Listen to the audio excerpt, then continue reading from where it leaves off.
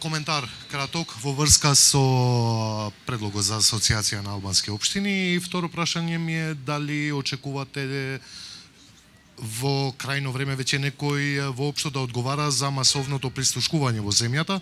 Судењето за Таргет тврдина почнува од почеток, делата застаруваат.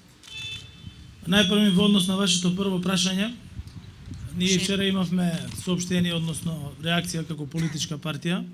Сметам дека се работи за една несериозна идеја и ќе ви објаснам од кои причини. Прво, односите во нашата држава се решени со Охридскиот рамковен договор, кој што го потпишаа представници на сите политички партии и на македонците и на албанците, и каде што гаранција се и Соединетите американски држави и Европската унија. Врз основа на тој Охридски рамковен договор, Северна Македонија денес представува пример за соживот, пример за остварување на правата на сите етнички заедници во државата, и врз основа на истинот во нашата држава се изградени институции за заштитата и унапредувањето на правата на помалите заедници на највисоко ниво споредено со сите други држави во Европа. Од друга страна, во Косово постои друг договор, кој што исто така е потпишан помеѓу две страни и кој што ги решава проблемите кои што постоеле во минатото во Косово.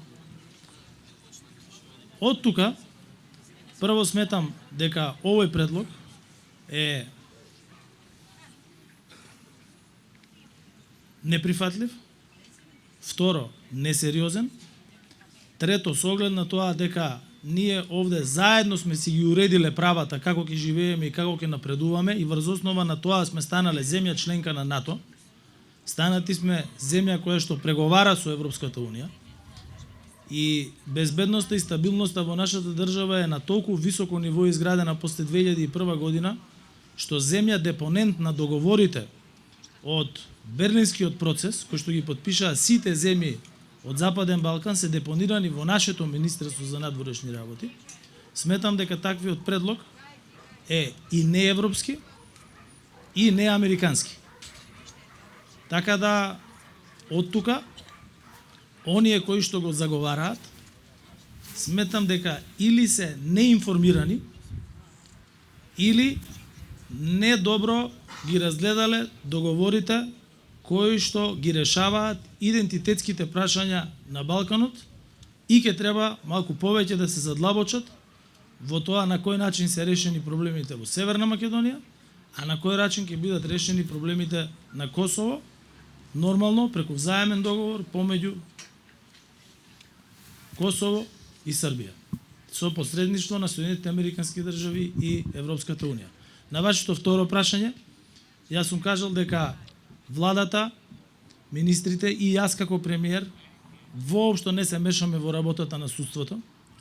Судството и обвинителството се независни по устав и тие се одговорни за спроведувањето на сите мерки во однос на санкционирање на активности кои што биле противзаконски во минатото, денес, и кои што ќе бидат идентификувани во иднина. Така да сите прашања во однос на било кој судски случај кој што е во тек треба да бидат поставени на судската или на обвинителската власт, зависно од типот на прашањето. Ви благодарам.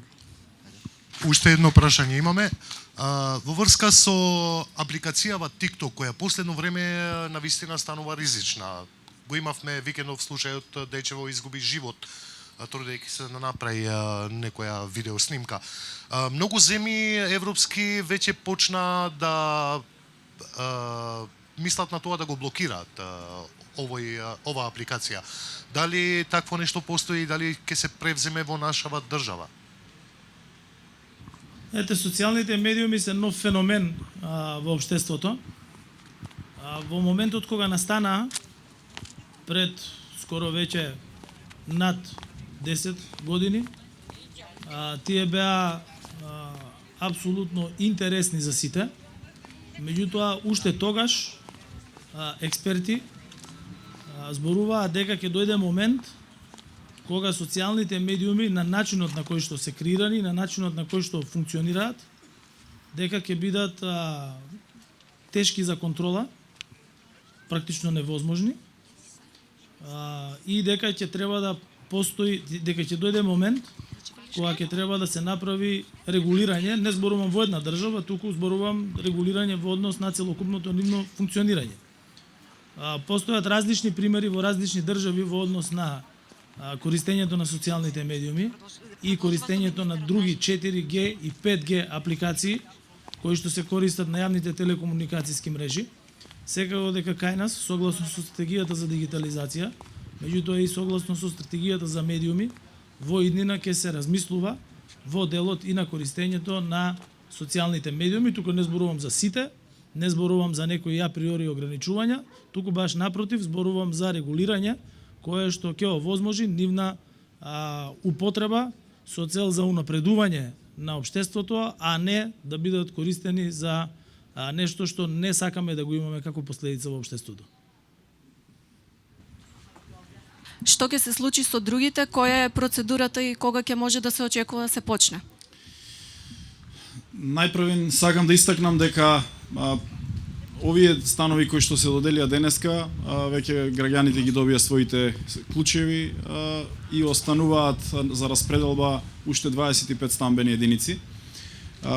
Со цел постапката да продолжи понатаму, ние имаме една процедура во која што понатаму со одлука на влада ќе овозможиме оваа социјална стамбена зграда и останатите стамбени единици кои што не се распределени да бидат распределени на стамбената комисија при влада, која што ќе продолжи со распределба на останатите 25 стамбени единици, и во тој момент кога ќе биде донесена одлуката ќе информираме јавноста со цел да можат граѓаните да продолжат со апликација во стамбената комисија при владата на Република Северна Македонија и таму да им се разгледуваат сите документи и сите постапки со цел да се одлучи дали ги исполнуваат условите и доколку ги исполнуваат секако да добијат социјален стан.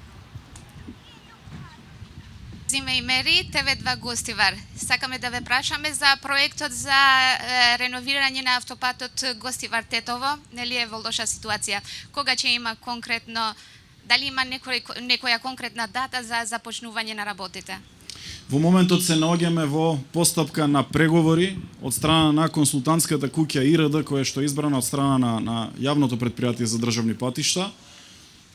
И таа компанија преговара со компанијата Бехтел, која што е избрана во собранието како стратешки партнер, и е донесен закон за изградба на автопатските делници од коридорот 8, а овде спаѓа и автопатот Тетово-Гостивар, Гостивар до Букојчани, до Преткичево и Требениште Струја Ќафасан, како и автопатот Прилеп-Битола од коридорот 10D. Кога ќе бидеме информирани како влада за исходот од преговорите помеѓу ИРД и компанијата Бехтел и ЕНК, тогаш следен чекор ќе биде носење на одлука од страна на владата и доколку преговорите се успешни и доколку владата донесе одлука за склучување на договор за изградба, следниот чекор ќе биде постапка за проектирање и отпочнување со градба, така што она кое што можам да го истакнам е дека државата води грижа за главните паневропски коридори, коридорот 10 и коридорот 8, со цел да овозможиме државата конечно да стане централна точка на Балканскиот полуостров со цел вкрстување на двата коридори со модерни безбедни патишта и железнички пруги, за да од тој крстопат кој што го имаме формирано овде, да преку транзитот на патници и стока по нашите патишта и коридори да имаат бенефит нашите граѓани, нашата економија и нашите фирми. Така што одговорот е дека во планот е изградба на овој автопат, штом ќе се склучи договор, доколку се успешни преговорите, тогаш ќе излеземе со детали за динамички планови за работа на компанијата на терен.